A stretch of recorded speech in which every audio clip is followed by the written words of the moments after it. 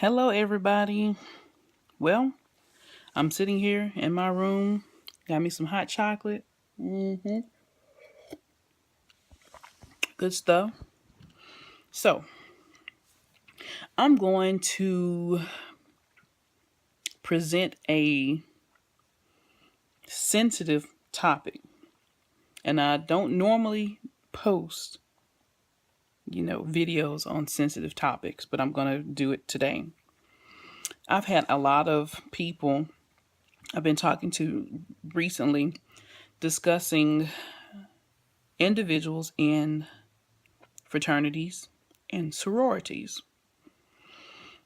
And I'm going to let y'all duke that out in the comment section because I don't want to put too much of my own personal opinion in the in this video.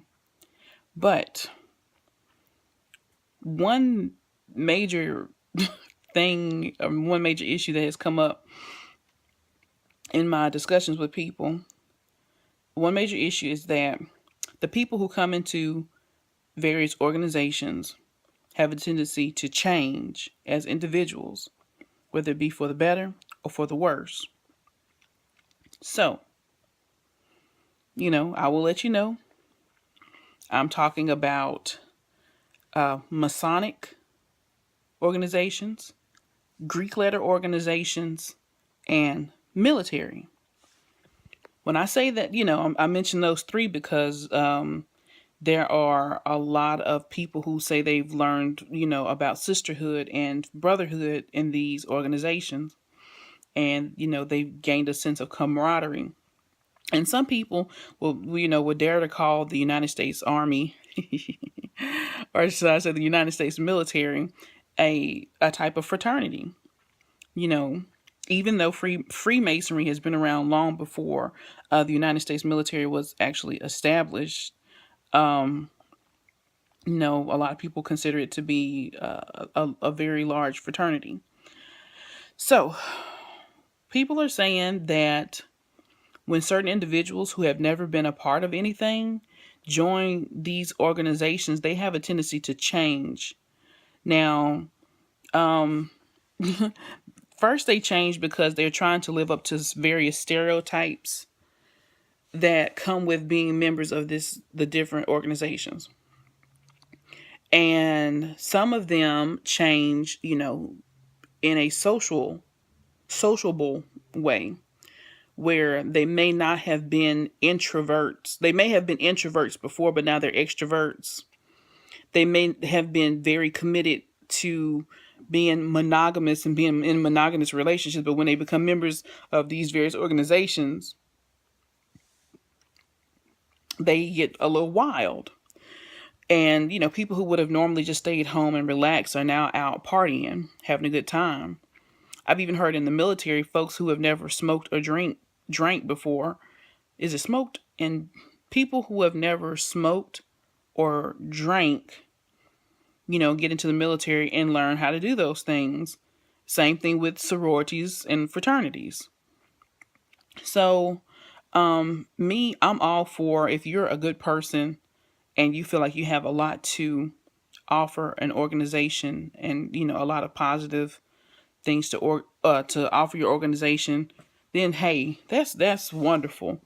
I think that's a wonderful thing, especially, when you're Masonically affiliated and you're a good person, but when you join, you become a better person. Same thing with, Greek letter organizations. If you join and you're already a good person, and as you're in there and you're growing with the organization, you become an even better person. To me, I think that's what it's supposed to be about. Um, Same thing with the military. You go in, you may be an okay person, but when you are in and you come out, I think you're learning discipline, respect for authority. You're learning time management, etc., and even how to present yourself in public. How you dress and being able to dress according to various codes and whatnot. So, the other issue that I heard about, like I said, I'm going to try hard to keep my personal opinions out, But another issue that I heard is that people who have never been a part of other organizations or who have never had leadership positions, when they do become members of these organizations, they come in and first of all, joining an organization goes to their heads. And then they fool around and get put in a leadership position, which is typically called an officer. In the military, it's an officer. Masonically, you become an officer. In a Greek letter organization, you become an officer of your chapter. So, some people have, an undercover Napoleon complex. So when they become members of these organizations and they get in a leadership position, they become almost like dictators. But if you've been a member of other things, you will have learned how to work with a group, learn group cohesion. You would have learned, how to be a leader and serve as a leader with the best interest of the group in mind and not just for your own, personal self. And you don't make decisions for the group for your own personal gain. So another thing that people talk about when it comes time for these groups is people wearing too much paraphernalia. So, like I said, I'm going to let y'all duke it out. So, if you look at a person who has never been a member of anything, or maybe they're just proud to be members of this new organization, they'll have paraphernalia on their car, their vehicles. They'll be wearing it all the time. You go to their office, it's in their freaking office. You go in their house might be completely painted in the colors of their new organization because they are just so, gung-ho about being a member of this group.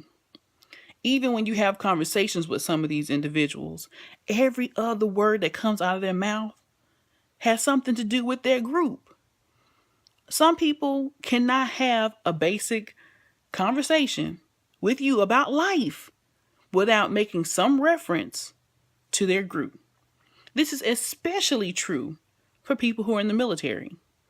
When we're talking about military veterans, people who have served, especially in the war, if they've seen combat, you best believe at some point in time, the military is probably going to come up. Don't even go to the VA hospital, the Veterans Hospital, or to a veteran war home. Every conversation is going to have something to do with what happened in their time in the military.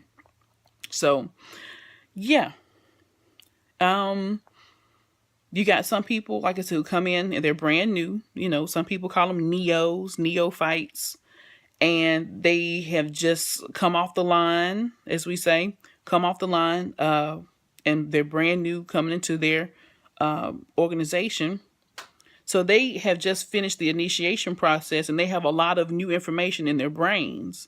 So they have a tendency of, like I said, every other word coming out of their mouth having to do with their group. So, I've heard people getting laughed at because of that. They get laughed at. Like, you don't have a social life outside of your organization. Your organization is your life. Your organization is your social life as well. So, I don't know. Y'all tell me what y'all think about that because, my social circle is really, really super duper small. But, I've got my sisters, all of my sisters, to talk to and to do things out with, and I can call any of them anytime I want to. And when you're in a group, you learn sisterhood, you learn brotherhood, or at least you're supposed to learn sisterhood and brotherhood. And another issue is about money. Money.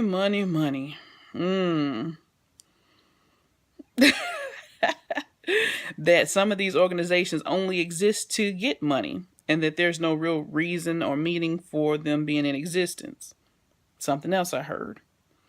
So I'm gonna let y'all duke it out in the comment section and y'all talk about what are your thoughts, your experiences being a member of a fraternity or a sorority, especially including Greek letter organizations, the military, and being Masonically affiliated.